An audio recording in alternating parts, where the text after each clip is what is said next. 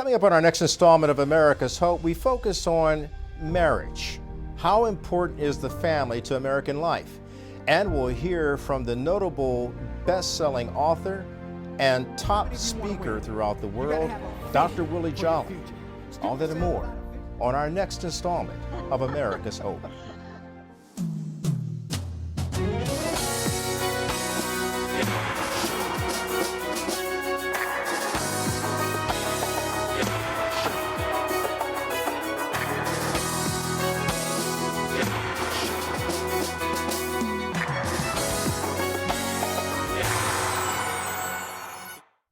Good evening, I'm Kelly Wright, and this is America's Hope, and we do hope and trust that wherever you are, that you're taking care of yourself and your family because you matter.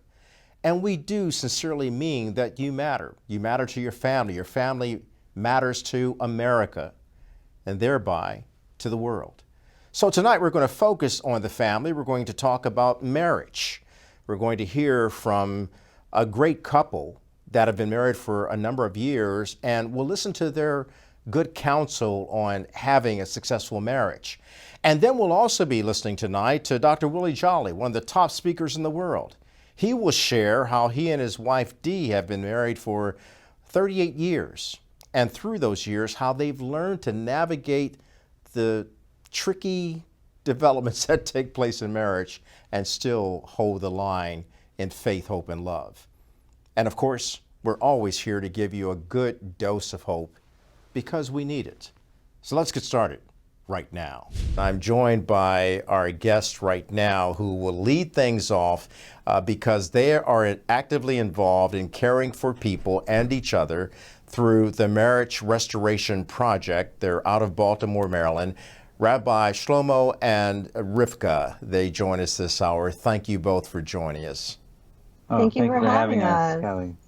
So, I was chuckling at the beginning of all this to add a little bit of levity to this, but this is really a serious issue because the divorce rate in America is skyrocketing and families are tearing apart.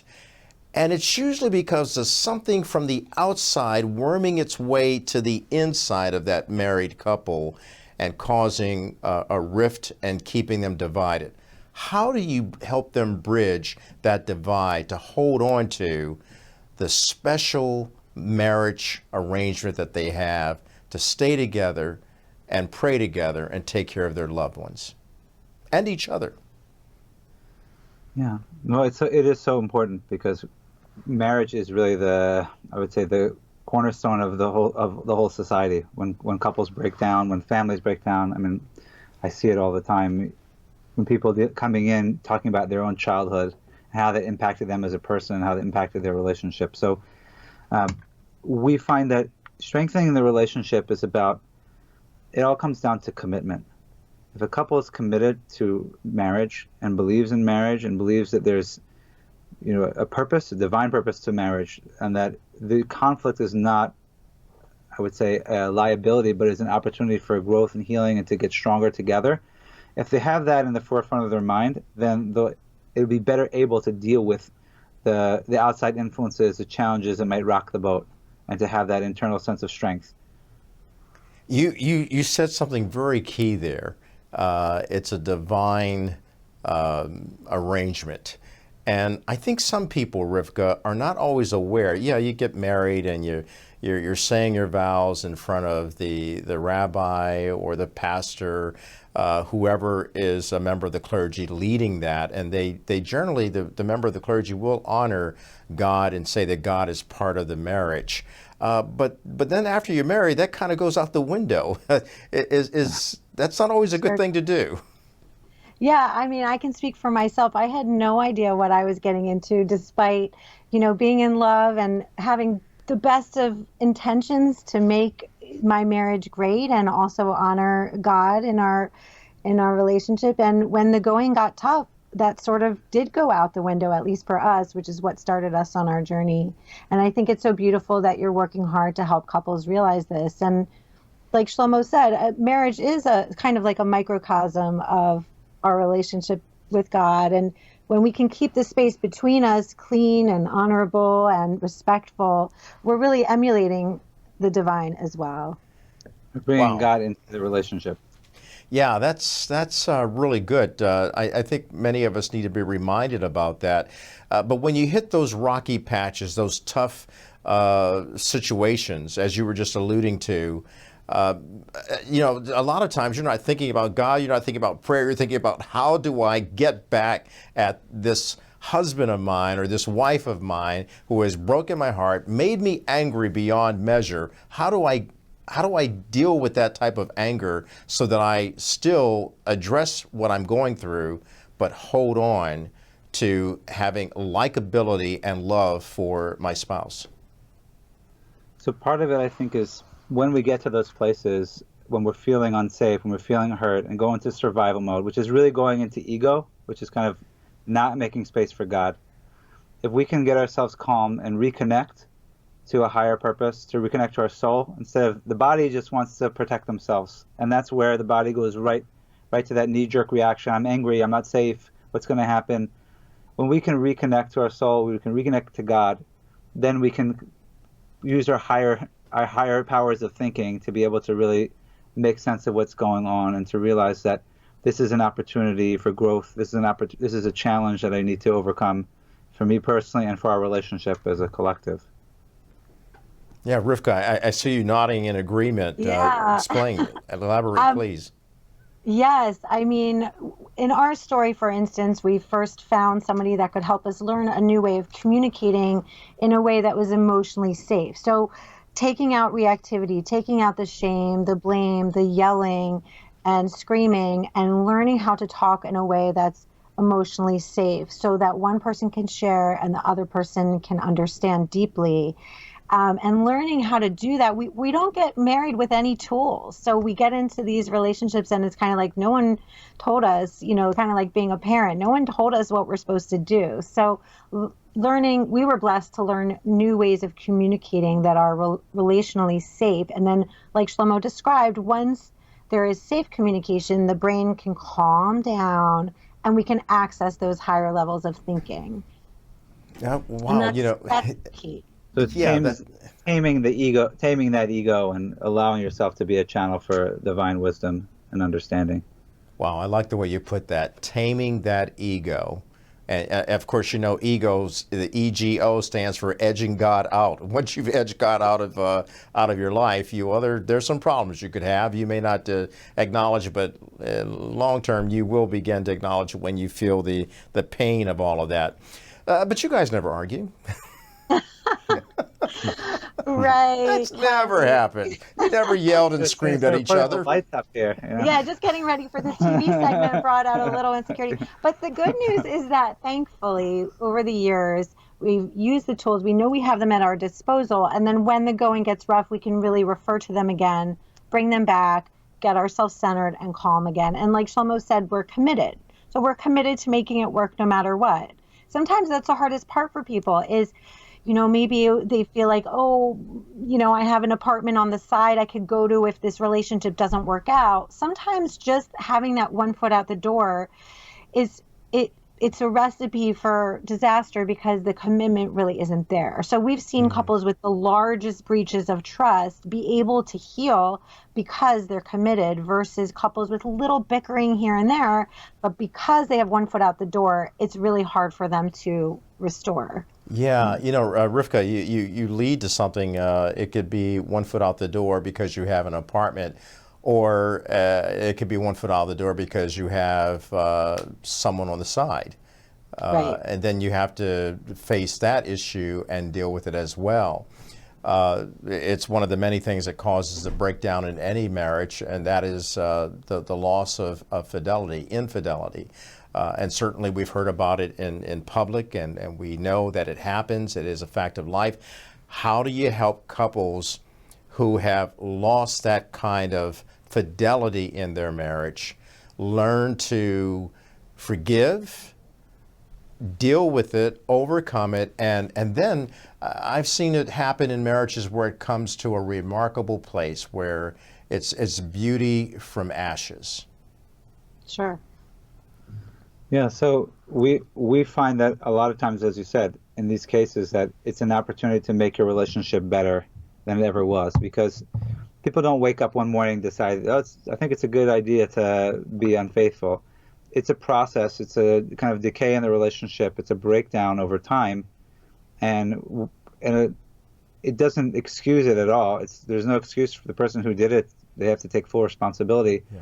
But in terms of repairing, after going through the forgiveness and asking for amends and working through processing what actually happened, we do need to go back to understand what was going on in this relationship that even led us to this place. And as couples begin to do that and understand the conflict, understand the needs that weren't getting met, then they can actually be able to create an even stronger relationship and a fair proof relationship, so to speak, and make it even better than they had before. But unfortunately, sometimes people have to hit rock bottom before they can get there. Yeah, the rock bottom is a very difficult place to be, because sometimes people feel that they're trapped in a hole in the muck and mire and can't find a way of escape. Rivka, how do the two of you address it when someone just feels totally down and out? It could be from guilt, it could be from anger, but whatever has caused them to fall into that abyss, where's the lifeline from the other spouse or from the help that you provide for in your workshops and your counseling for the Marriage Restoration Project? Yeah, that is a hard place to be. And at the end of the day, we can't control another person. So we don't know that the other person will in fact forgive us. And at the end of the day, we just have to do everything we can to learn about ourselves, learn how to take responsibility for our entire lives, and try to go almost on a search and find mission. That's how we encourage couples in our workshop. At the beginning of the 2 days, we say, we don't know what's going to happen at the end. We don't know if your partner is going to want to stay or want to go. But at the end of the day, there's a lot you can learn about yourself, even within the context of relationship, and learn how to be a more emotionally aware person. And when you can be your best self, your partner, hopefully will be attracted to that. But it takes some learning, it takes some discovery and searching and finding more about what led me to this place. And that starts with childhood. We really believe that it takes a good look at childhood to understand, where did I come from? What was my parents' marriage like? How did I learn? How did I watch them deal with things? Did they sweep things under the rug? Did one of them cheat? What did they do? And what did I learn as a child? And that sort of breaking that generational cycle. It's, the buck kind of has to stop here. If people really want to break the generational cycle of the past and repeating mistakes that they've seen before, they have to start with themselves. What a great response, and what a great set of values that you're instilling there, to go back to the childhood, find out what the problems are, deal with that, and then you take those things that you learned as a child, if I hear you correctly, and you realize that I have to put away the things that I saw as a child, but learn from it so that I can go on to be a better, well, not just a better husband or wife, but a better human being. Sure. Yeah. Yeah, we repeat patterns from the past that we're completely unaware of, because as a child, our brain wanted to just keep us safe. So we tend to repeat patterns we're not even sure about, and then we bring that baggage into our relationship with another, and then those two worlds collide. So we like to help couples unpack their bags. And move in together all over again, start anew. Exactly. With each other, Yes. Not all the other people that they're bringing in. I'm loving this conversation, and I'll tell you why. Because, we start off talking about marriage and the importance of that. But as you said earlier, Rabbi Shlomo, it is the foundation of our society, globally, actually. But here in America, we want to talk about what's the hope for America, and how a marriage and how a family adds value to the greater good for all Americans. We're going to talk about that in just a moment. We'll take a break right now. I'm talking to Rabbi Shlomo and his wife Rivka. We'll be back with more of America's Hope in just a moment. Welcome back to America's Hope. I'm Kelly Wright, and I'm having a wonderful conversation with two wonderful people, Rabbi Shlomo and his wife Rivka, and they are leading a foundational outreach to married couples who they might have their marriage on the rocks, or they might be doing well, and it's just a way to strengthen their marriage, to make their marriage stronger and enhance all the things that they do. Rabbi Shlomo and Rivka talking about the Marriage Restoration Project, and they're headquartered in Baltimore, Maryland. So, we were just talking in our previous segment about some of the pitfalls that can happen to a marriage. It can be infidelity. It could be problems of lack of communication. But there are other problems that come up and can try to erode the hope and the foundation of communication. Give me some of those other examples. I know some of it's finances.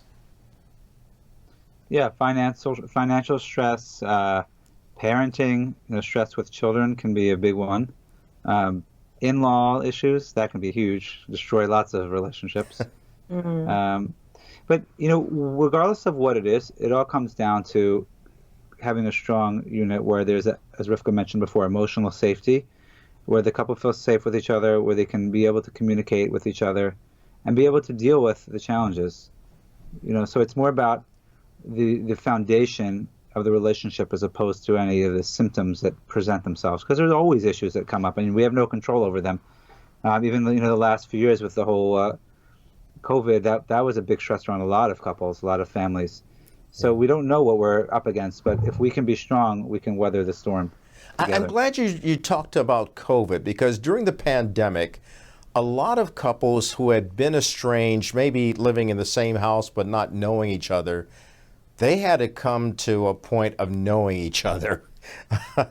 So Rivka, when you look back on that, how did the two of you help those couples who might have been isolated from each other yet living in the same home, but now they are compelled to stay at home because everything in society is shut down? And now we're talking about focusing on the family and on that couple that has to take care of the children, still take care of the bills. Oh, and by the way, safeguard each other, protect each other from COVID and other ailments that could have come along.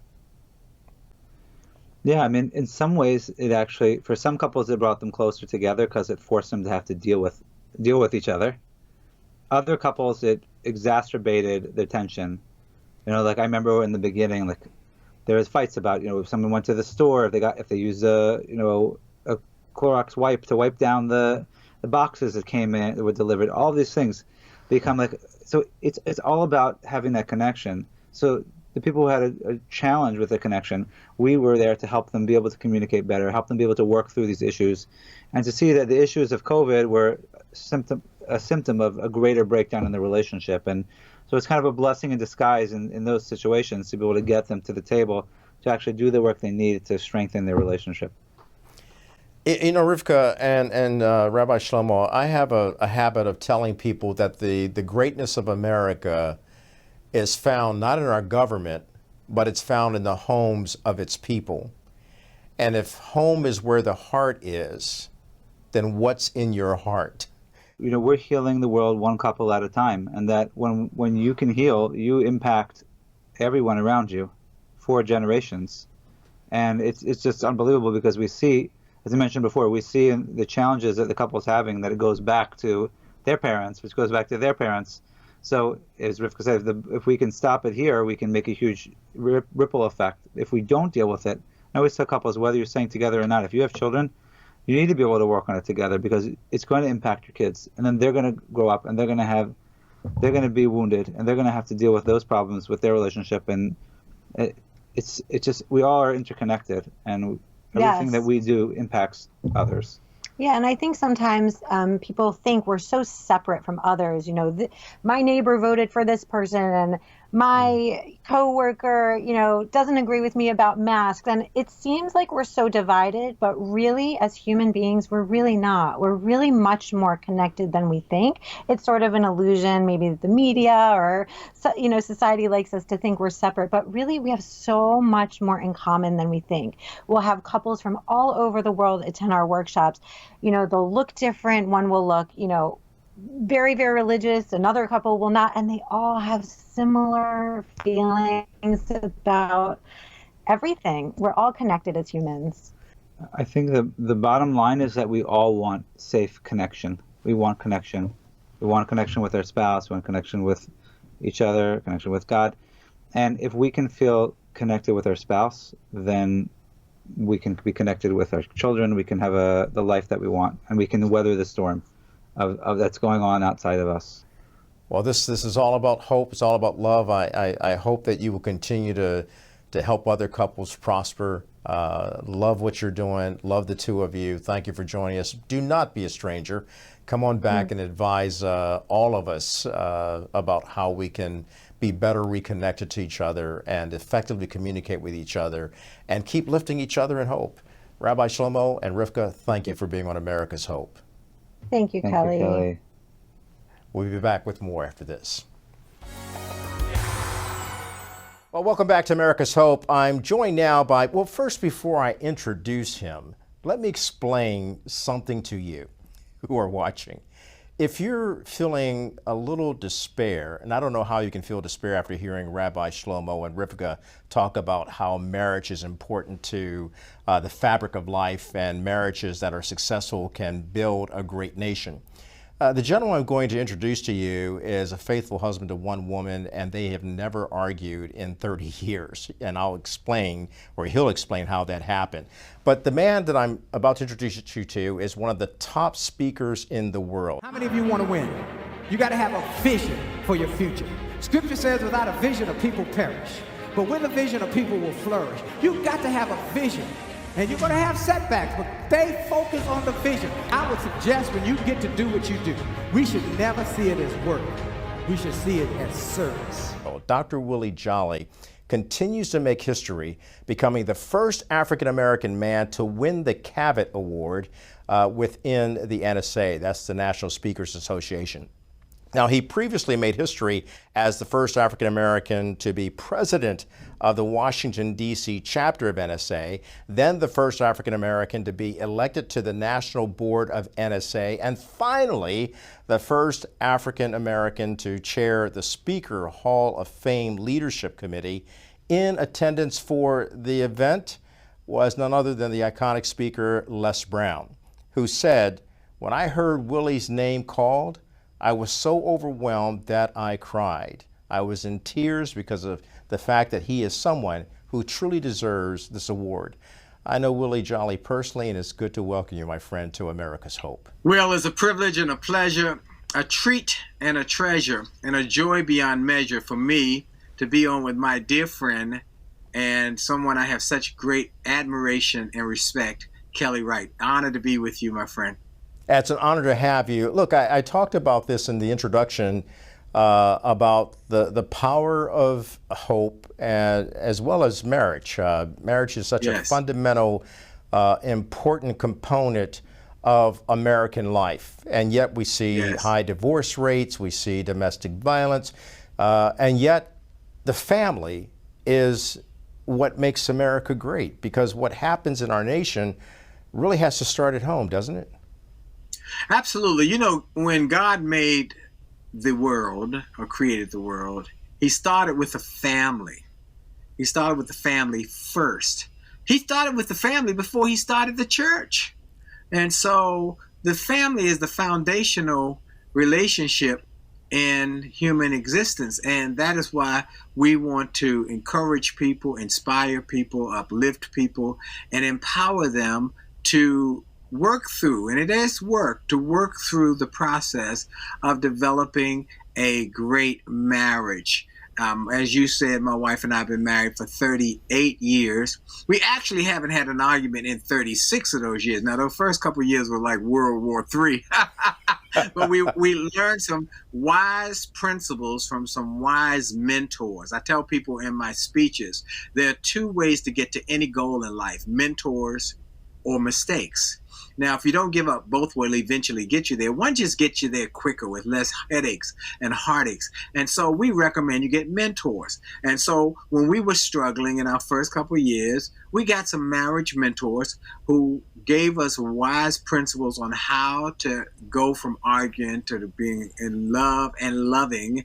And we used what they told us that they gave us, and it worked. And then 30 plus years later, we wrote the book, Make Love, Make Money, Make It Last, 10 Secrets to Shape a Great Marriage. That has gone on to become a best-selling marriage book. But it's all because we were willing to do the work. I tell people that marriage is work. It's not hard labor, but it's work. And the work is primarily on self. Being willing to not always be right. Being willing to say, I'm sorry. Being willing to compromise. And those are the things that you must do. That's where the work is, on self. So, yes, you're absolutely right, Kelly, that marriage is an important part of the foundational principles of society. And we are trying to help more and more people not only stay married, but to enhance and grow their relationships. All right, let's leap beyond marriage and beyond the home and talk about life. You have traveled the world serving in your role as an ambassador, if you will, for so many people here in America.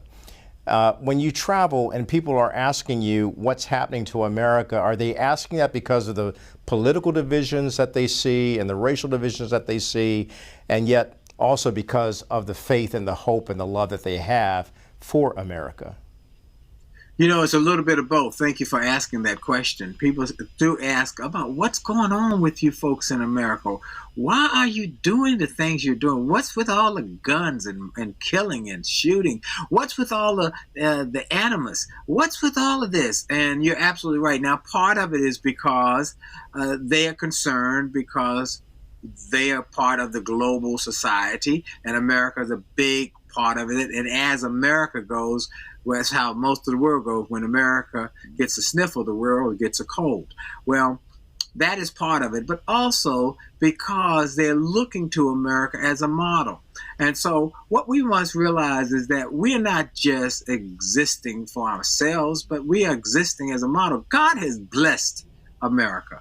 And thank God that I am proud to have an American flag adorning my front porch that hangs right there at the banister of my front porch, so all the people who ride through our neighborhood can see that American flag. Because I have been around the world, and I have had the opportunity to visit so many countries speaking for companies and organizations around the world. But I also have been able to hear people who are so enamored by America.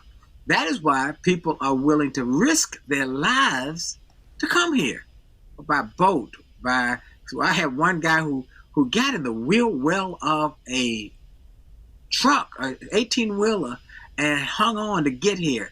And he tells his story. He tells how he hung on and stayed in that wheel well to get to America, and then he created his own life here. He's a Haitian guy who's gone on to do wonderful things in America, and eventually went through the process of legally getting in America after he got here. But I'm just encouraging people to understand, particularly people in America, that we have to understand we may have all come over here on different boats, but we're in the same boat now. We need to row together because there are others who are looking at us and are looking at our model.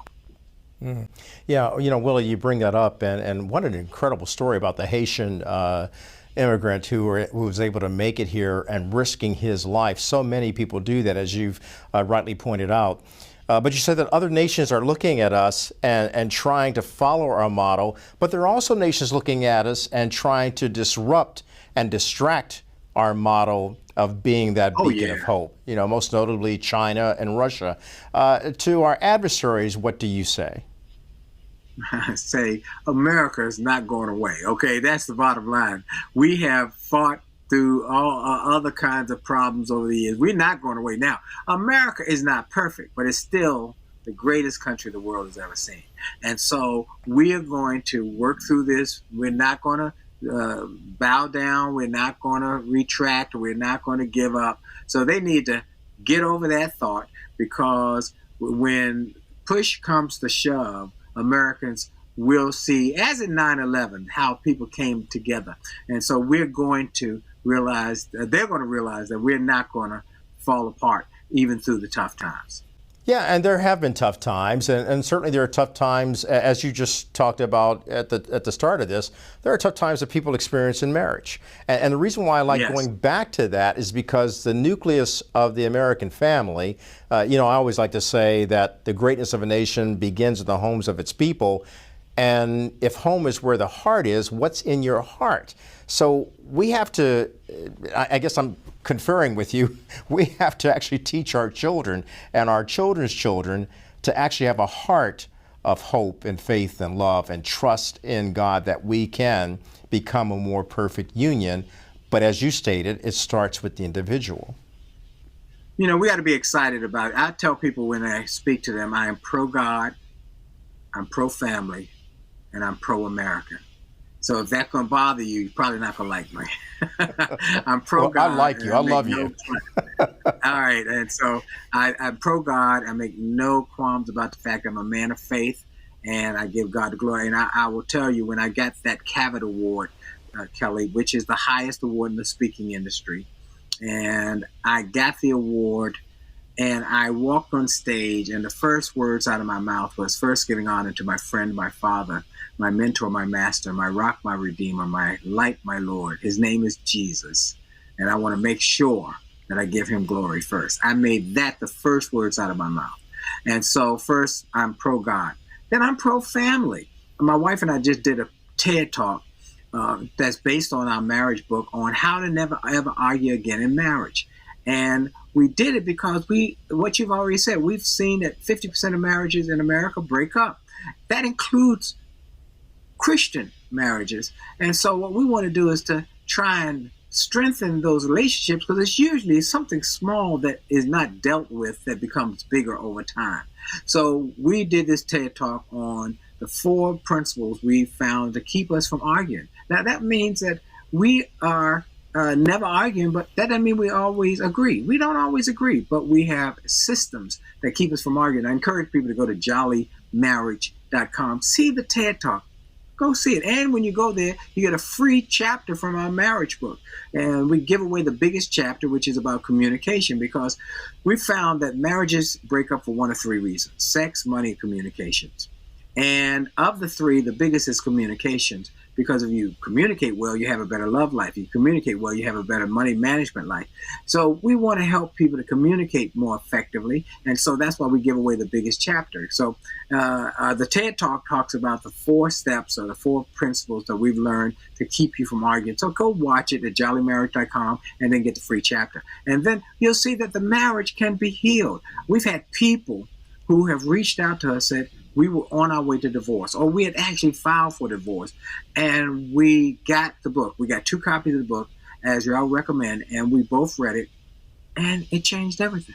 It changed everything, because usually it's small stuff that was not dealt with that just needs some salve, and we try and give you some salve and some ointment to help that heal and move on with new thinking, so you won't go that place again. That's good stuff, my friend. Heal the wound. Look, we're going to take a slight break. I'm talking to the great Willie Jolley, one of the top speakers throughout the world, literally. We're back in just a moment. And welcome back to America's Hope. So I'm talking to my good friend, Dr. Willie Jolley. He's based in Washington, D.C., but many people know him around the world as the man who says it only takes a minute. And he's also... I just thought about this, Kelly. Yeah. I better say my minute, because if I don't, somebody going to be emailing you. He didn't do the minute. He didn't, because I've been doing this for 32 years. Every speech, every start of every XM show, my XM show, every program, I do my minute written from Dr. Benjamin Mays called God's Minute. I have only just a minute, only 60 seconds in it. It's forced upon us. We can't refuse it. We didn't seek it. We did not choose it, but it's up to us to use it. We must suffer if we lose it, give account if we abuse it. Just a tiny little minute, but your eternities are wrapped up in it. I'm honored to be here with my friend, Kelly Wright. I love this guy. You are always so full of energy and passion for the hope that you share with the world. But look, when people hit hard times and they're down on their luck, or they just feel like they've lost and can't get back up again. There are so many people in the world, and we should not forget them. And the reason why I wanted to have this show called America's Hope is because I wanted to remind people on a daily basis that there's a place they can go to find hope and positivity, information and inspiration. You are all of that, combined. And so you wrote a book called Your Setback is Just a Setup for a Comeback. So for those people who feel like they've been set back, Willie, how do you encourage them to know that it's just a setup for a comeback? Well, that book, I tell people that book came through me, not from me. I give God glory for that book, because in the book I talk about people who had setbacks. Like a man I interviewed had a small business, 2 small children, had a setback, went bankrupt, lost his house, lost his car, ended up living on the street. Many thought that would be the end of his story, but he came back and built a company called Daymark, one of the biggest merchandising companies in the country. Or how about the 9th grade math teacher I interviewed, Mrs. Doris DeBow, who was told one day, you have terminal breast cancer, was sent home to die. She said, I can't die now, I got too many children to teach. They said, we're sorry to say you got 6 months. She sat there for a few more minutes gathering her thoughts. Then she looked the doctors in the eye and said, I just made up my mind, I'm not going to die. I'm going to live for at least 25 more years. They said, ma'am, we're sorry, but the tests are conclusive. And they sent her home to die. Well, she lived for 30 more years. Wow. And when I interviewed her, she said, tell the people in your book that I might have had cancer, which she had 4 times. She said, but cancer never had me. She said, tell them one other thing. The doctors can give you the diagnosis, but God gives you the prognosis. And finally, the lady going up the corporate ladder got almost up to the top of the corporate ladder, and they told her she was too old. They fired her, but she came back and bought the company. You're going to have setbacks. Everybody has setbacks. I've had setbacks. I continue to have setbacks. It's life. But a setback is not the end of the road. It's a bend in the road. And those who are willing to change, to do different, to go a little different, to try some new things, are the ones who turn those setbacks into comebacks. With God's help, a positive attitude, and positive affirming action, you can turn your setbacks into incredible comebacks. My story is a simple story. I was a nightclub singer. I got fired and replaced by a karaoke machine because that was the craze during the karaoke craze. I didn't know what I was going to do. I took a job with the Washington, D.C. public school system as a drug prevention coordinator, talking to little kids about staying away from drugs. And I found something that I was born to do, speak. And from that, I was able to go from little kids to teachers, and then to corporation, trade association. Then Les Brown, my friend, heard me speak and sing and invited me to be on the Music and Motivation Dream Team tour, and that led to television people and radio folks hearing me, and then I got a little radio show. It got syndicated. You can now hear me on the Praise Network every day across America, on Get Up Mornings with Erica Campbell every morning. That led to Sirius XM, where I now have the #1 self-help show in the country on Sirius XM, which led to a book publisher hearing me on the radio and offering me an opportunity to write a book. My first book came out, It Only Takes a Minute, Change Your Life, became a national bestseller. Then A Setback, Set Up for a Comeback came out, became a global bestseller. Then turned setbacks into greenbacks, and Attitude of Excellence, and then Chicken Soup for the Soul, and then Make Love, Make Money, Make It Last, the book with my wife. I just was willing to bend, to change, to turn and try something new, and to trust God and work hard and work smart. So trust God, work hard, work smart, and you can turn your setbacks into incredible comebacks. So what's your hope for America based on the things that you've been able to accomplish and yet the heartbreak and the difficult times that you've gone through? What's your hope for America? I had lunch one day with General Colin Powell. We were the only Hall of Fame speakers in the Washington area. And we had, oh man, I miss that guy. I miss that guy. We would email each other and he'd give me such wisdom. But we had lunch one day and he said, Willie, realize that success is an attitude. It's an attitude. And that when you have a positive attitude and you go into war with that positive attitude, you will become empowered to grow beyond your present situation. So that an army of 1,000 people who are positive and have high expectations and enthusiastic will fight like 10,000. And he said, that's what you have to do. Stay positive, have a positive attitude, and know that it will grow your potential and possibilities. And that's what I want to say to everybody about where we as a country, as a world. There are a lot of problems, but everybody can do something. Everybody can do something to help. Speak to people positively. You don't know who's struggling, but I want to give you hope that the best is yet to come. That the best is yet to come. And if you have hope in the future, they'll give you power in the present to keep going. So get hopeful. Be grateful. I tell people, find something to be grateful for every day. Be grateful you woke up. Be grateful you turned on the television, the electricity was working. To be grateful you went to the bathroom and the water was working. Find something to be grateful for, because it gives you power to keep going. My man, so good to have you, man. Well, you know I love you. I love you much. I know it. And blessing to all. Please, everybody, go to winwithwillie.com. Winwithwillie.com. We want to help people globally to win more. Go there and get some of the free resources, and we'll hopefully see you soon in your city, or you'll come to DC to my show, or just sign up for our daily newsletter so you can get a 1-minute message every day from me to just encourage you that your best is yet to come. Thank you, my friend. He's Dr. Willie Jolley. I'm not. But we love each other, and we love you, America. We're coming back with my final word in just a moment. Thanks, Willie.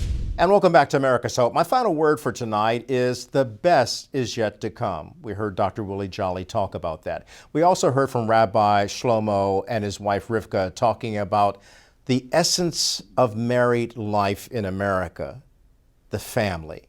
You see, it's the family that's the glue that holds our country together. Again, I'll repeat it. The greatness of our nation starts in the homes of its people. And if home is where the heart is, what's in your heart? Hopefully, it's filled with a hope that prevails so that you can get up every day and help yourself, your spouse, your children, and your children's children to keep spreading love, freedom, and peace. Until next time, good night, America. This is the light. This is the light. This is the light. This is the light.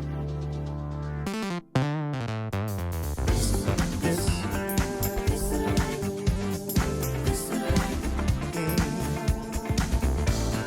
This is the light of mine. I'm gonna let it shine. This the light of mine, I'm gonna let it shine. Everywhere I go, I want the world to know. This the light of mine, I gotta let it glow. I'm feeling good, I'm feeling great. So happy to tell you that I am saved. I'm born again, delivered from sin. I'm living with the joy and the peace within. And this the light of mine, I'm gonna let it shine. This little light of mine, I'm gonna let it shine. Everywhere I go, I want the world to know. This little light of mine, I've gotta let it glow. God is good, and God is grace, and someday we'll see Him face to face. He's given me peace of mind. He's filled my heart with joy divine. I've got that joy, joy, joy, joy down in my heart to stay. I've got the love of Jesus flowing through me, and it can't be taken away.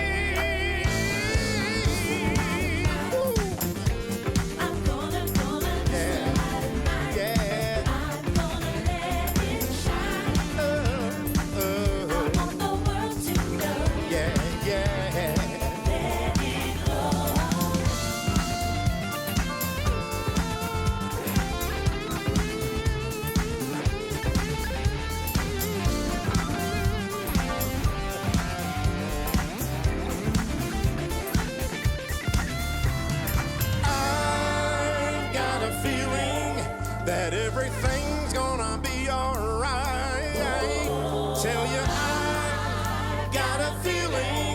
that everything's gonna be alright. 'Cause I've got joy, joy down in my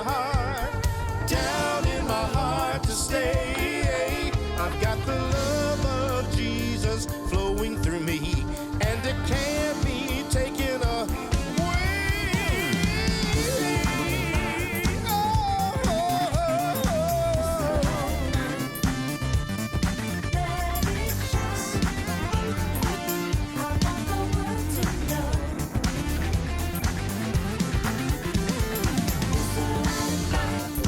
I'm gonna let it shine. I'm gonna let it shine.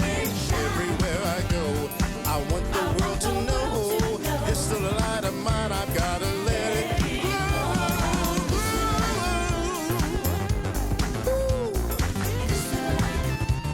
I'm gonna let it shine. Everywhere I go.